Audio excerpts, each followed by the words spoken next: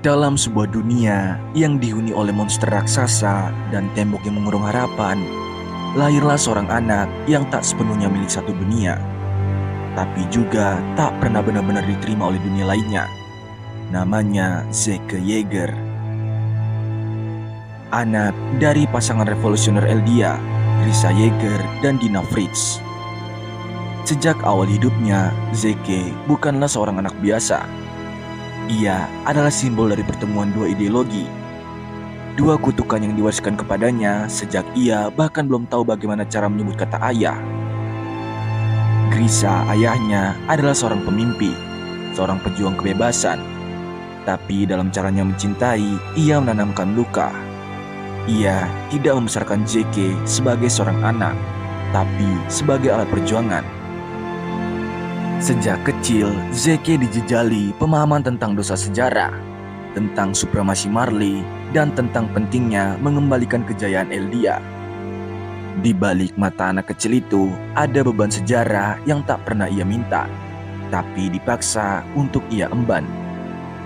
Zeke tumbuh bukan sebagai anak manusia, tapi sebagai proyek. Dalam rumahnya sendiri, ia tidak diajarkan cara menjadi manusia. Ia tidak diajarkan bagaimana rasanya salah lalu dimaafkan, bagaimana rasanya gagal lalu dipeluk. Yang diajarkan adalah kau harus sempurna, karena nasib bangsamu ada di pundakmu. Dan dalam tekanan itu, Zeke melakukan satu hal yang akan mengubah segalanya. Dia mengkhianati orang tuanya. Tapi, benarkah itu pengkhianatan? Ataukah itu satu-satunya cara seorang anak kecil bisa berkata, "Aku tidak sanggup lagi"? Zeke tidak memilih untuk menjadi pahlawan. Ia tidak pernah bermimpi menjadi iblis. Ia hanya anak kecil yang hancur oleh ambisi orang dewasa. Dan dari kehancuran itu, lahirlah ideologi baru. Pandangan hidup yang terbentuk bukan dari teori atau pelajaran sejarah, tapi dari trauma. Zeke percaya bahwa dunia ini tidak bisa diselamatkan, bahwa satu-satunya jalan untuk membebaskan manusia dari penderitaan adalah dengan mengakhiri kemampuannya untuk menderita. Apa yang tersisa dari seorang anak setelah ia kehilangan kepercayaan terhadap orang tuanya? Setelah ia menjatuhkan ayah ibunya dengan tangan sendiri, Zeke tidak mendapatkan kebebasan. Ia tidak mendapatkan kedamaian. Yang ia dapatkan hanyalah kesepian. Kesepian yang tidak berbisik, kesepian yang tidak melukai fisik, tapi menggigit perlahan dari dalam, mencabik hati dan membuatnya merasa asing, bahkan di dalam tubuhnya sendiri. Zeke dibesarkan oleh ksatria Marley, bukan karena mereka peduli, tapi karena mereka melihat potensi. Mereka tidak melihat Zeke sebagai anak, melainkan sebagai investasi. Sebuah alat baru untuk dikendalikan. Dan Zeke pun perlahan belajar. Dunia ini tidak mengenal kasih sayang tanpa syarat. Tidak mengenal pelukan yang tulus, semua ada tujuannya. Semua ada harganya. Hingga suatu hari, Zeke bertemu dengan satu-satunya orang yang benar-benar mendengarkannya. Xaver Tom Xaver, seorang pria tua, peneliti Titan. Lelaki yang lelah dengan dunia, namun tetap menyimpan kelembutan yang hampir punah. Bukan dengan teriakan, bukan dengan paksaan, tapi dengan percakapan, dengan kesedihan untuk mendengarkan. Dan untuk pertama kalinya, Zeke menemukan sosok ayah, bukan dalam darah, tapi dalam pemahaman.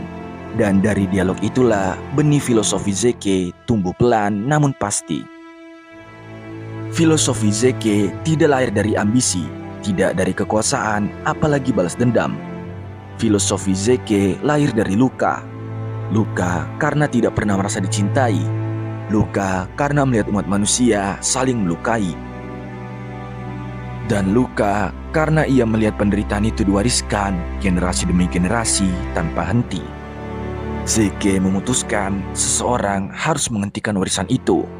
Dan jika tidak ada yang mau, maka ia sendiri yang akan memikul dosa itu. Tapi dalam keyakinan yang begitu kuat, tersembunyi kebimbangan yang begitu dalam. Karena di dalam hati yang terluka, Zeke masih bertanya, apakah aku benar-benar menyelamatkan dunia? atau hanya menutup mata dari upaya memperbaikinya.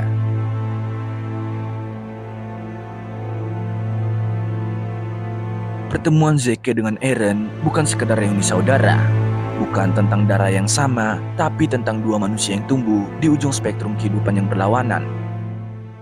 Zeke dibesarkan dalam tirani Marley, dipaksa tunduk oleh sistem, kehilangan kebebasan sejak lahir.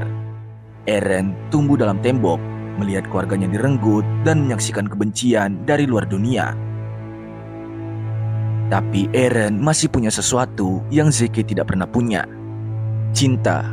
Zeke melihat itu. Ia melihat bahwa Eren meskipun penuh dendam adalah anak yang pernah dicintai. Dan itu membuatnya yakin Eren akan memahami tujuannya, bahwa dunia ini terlalu rusak untuk diperbaiki. Mereka bukan sekedar bersekutu. Zeke percaya bahwa Eren adalah harapan terakhirnya. Tapi ketika kita melihat Eren diam, ketika kita melihat Eren mengangguk tanpa ekspresi, disitulah tragedi pelan-pelan mulai menyusup ke dalam cerita ini. Zeke tak sadar, ia bukan sedang merekrut Eren, ia sedang direkrut balik. Zeke percaya pada akhir dari penderitaan, Eren percaya pada akhir kebebasan yang dibatasi. Dua saudara yang sama-sama terluka. Tapi dari luka yang berbeda, tumbuh dua filosofi yang saling bertabrakan. Dan ketika mereka menyentuh kekuatan Ymir, wanita abadi yang mewariskan segalanya, kita menyaksikan konflik yang tak lagi bisa dihindari. Zeke ingin menyelamatkan dunia dengan menghentikan kelahiran. Eren ingin menyelamatkan orang-orang terdekatnya walau harus menghancurkan dunia. Dan pada akhirnya, Zeke harus menerima kenyataan yang paling menyakitkan dari semuanya. Bahwa tidak peduli seberapa murni niatmu, bahwa tidak seberapa dalam luka yang kamu bawa, orang-orang yang kamu cintai bisa menolak jalan yang kamu yakini. Ini bukan hanya perpecahan dua saudara. Ini adalah tragedi dari dua manusia yang sama-sama ingin menghentikan penderitaan, tapi memilih jalan yang berbeda dan saling menghancurkan di tengahnya.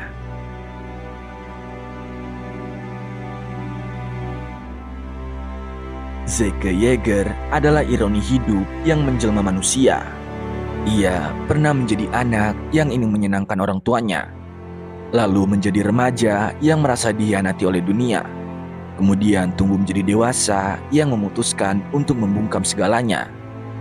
Tidak ada lebih menyakitkan dibanding percaya bahwa dunia akan lebih baik jika manusia berhenti ada. Bagi Zeke, kejahatan bukan lagi monster yang harus ditaklukkan, melainkan siklus yang tak akan pernah berhenti jika manusia terus dilahirkan dalam dunia penuh kebencian ini.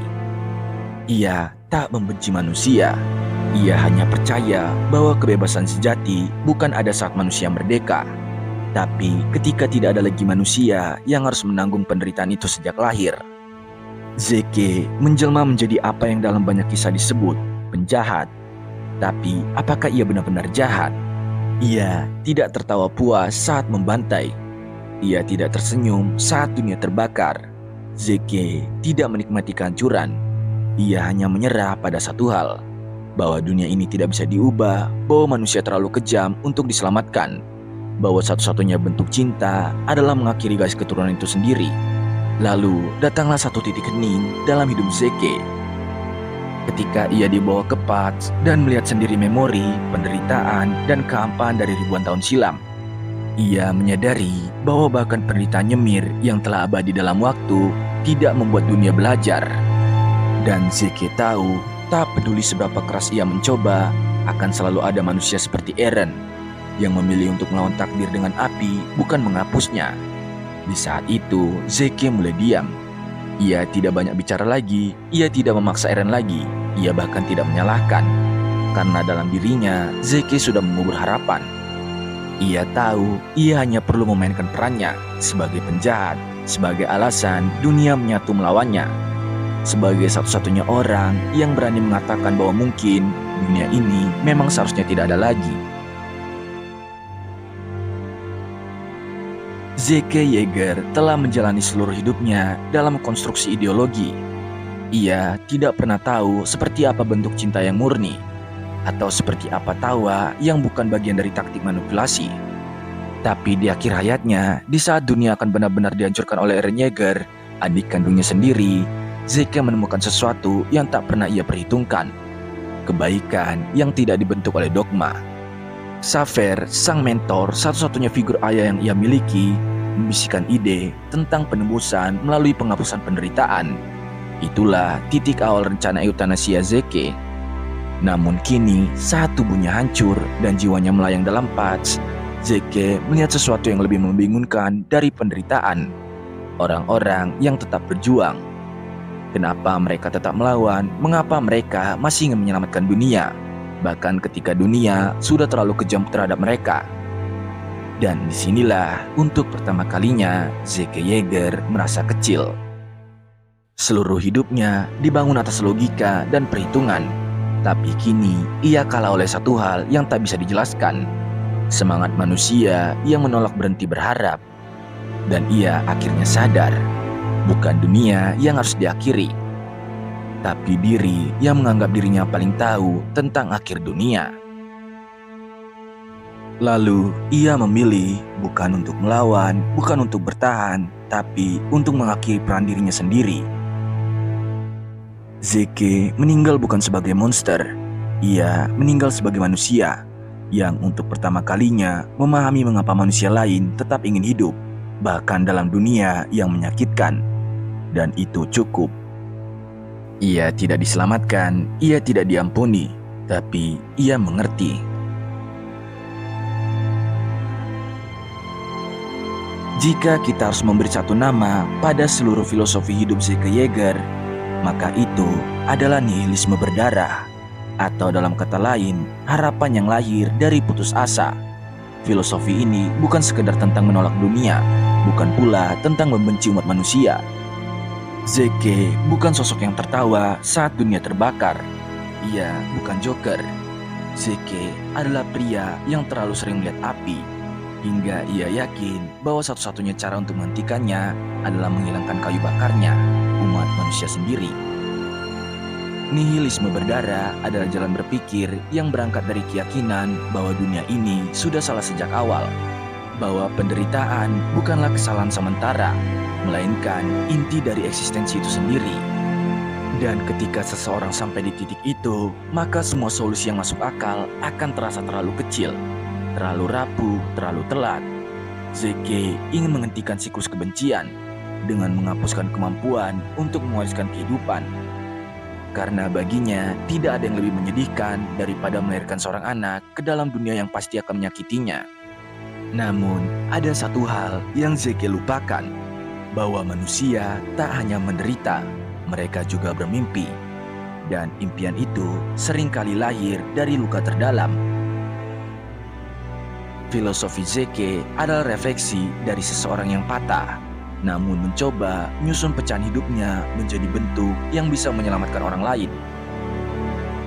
Zeke tak percaya pada Tuhan, ia tak percaya kepada kemanusiaan, tapi ia percaya pada akhir. Dan menurutnya, itu satu-satunya bentuk kasih sayang yang masih tersisa. Dan disinilah tragedinya, karena bahkan ketika ia mencoba menjadi penyelamat, yang ia lakukan hanyalah mengulang luka yang ia warisi.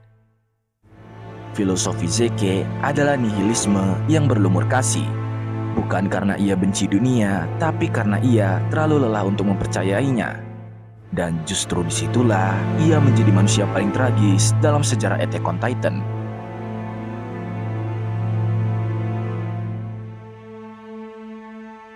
Setelah segala luka, pengkhianatan, dan pengorbanan, akhirnya kita sampai pada sebuah pertanyaan yang paling sulit. Apa arti sebenarnya dari warisan yang ditinggalkan oleh Zeke Yeager? Zeke dengan semua pilihan kelamnya bukan sekedar antagonis biasa. Dia adalah cermin dari dunia yang penuh ketidakadilan, dari manusia yang berjuang dalam bayang-bayang kehancuran. Seorang pria yang memikul beban takdir lebih berat dari yang bisa ditanggung oleh kebanyakan orang. Dalam usahanya untuk menghentikan siklus kebencian dan penderitaan, Zeke melakukan tindakan yang tak bisa ditoleransi oleh banyak orang. Namun tindakan itu juga memaksa kita bertanya pada diri sendiri, seberapa jauh kita akan pergi demi menciptakan dunia yang lebih baik. Siklus kekerasan yang coba ia hentikan nyatanya bukan milik satu generasi, melainkan warisan yang terus diwariskan dari satu jiwa ke jiwa yang lainnya. Dan di balik semua itu, muncul pertanyaan besar yang selalu menghantui manusia. Apakah kita ditakdirkan untuk terus mengulangi kesalahan yang sama? Atau apakah ada harapan secercah cahaya di ujung terowongan gelap ini? Zeke mungkin telah menjadi bagian dari jawaban, tapi juga menjadi bagian dari masalah. Sebuah paradoks di mana harapan dan kehancuran berjalan berdampingan. Di akhir cerita ini, kita diajak untuk merenungkan apa arti hidup, pengorbanan, dan penebusan. Dan lebih penting lagi, bagaimana kita memilih untuk menjalani hidup kita sendiri. Karena pada akhirnya bukan hanya Zeke yang berjuang melawan takdir. Kita semua juga terjebak dalam pertarungan yang sama, antara keputusasaan dan harapan, antara gelap dan cahaya. Dan terima kasih.